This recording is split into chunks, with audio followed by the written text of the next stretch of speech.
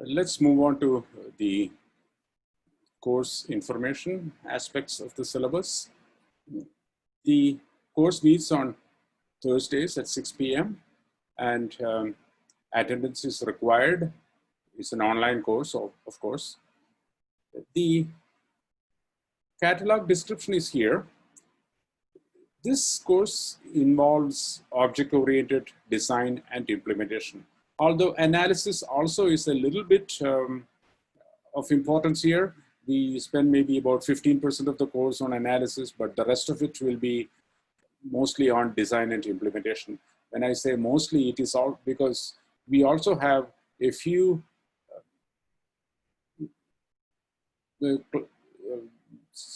little bit of time spent on revising topics such as classes, inheritance, polymorphism, dynamic binding, and so on. But I expect that most of you know that material, but there will be a chance for you to refresh your knowledge. The coverage will be very quick, so I expect you to do your homework as always and ensure that you're up to speed on all these topics within a couple of weeks. There will be some opportunities for revision using assignments. Okay, but after the third week or so, we will be starting entirely new topics, which I assume none of you have seen before. We will be covering these topics using 3 case studies, and in the course of completing those case studies, looking at the analysis, design, and implementation, we will be covering design principles, some of which are listed here, design patterns, some of which are again listed here, and using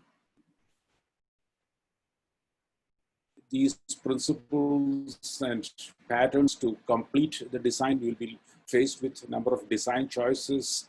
We'll be critically evaluating them and then choosing the right approach, and then we will also discuss the implementation.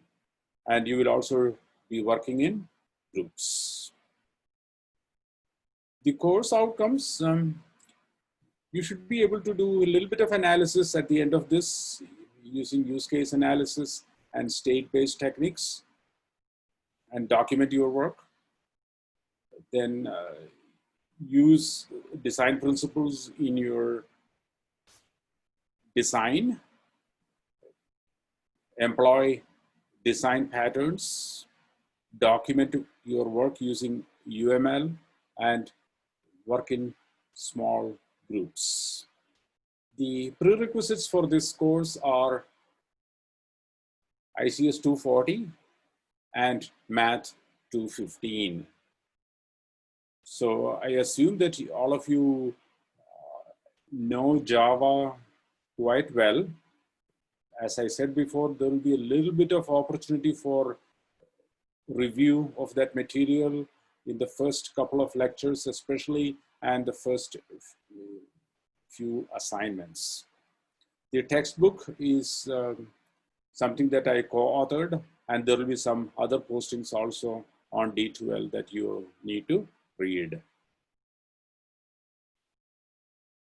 We will be covering the kinds of things that will happen in the course in the next video.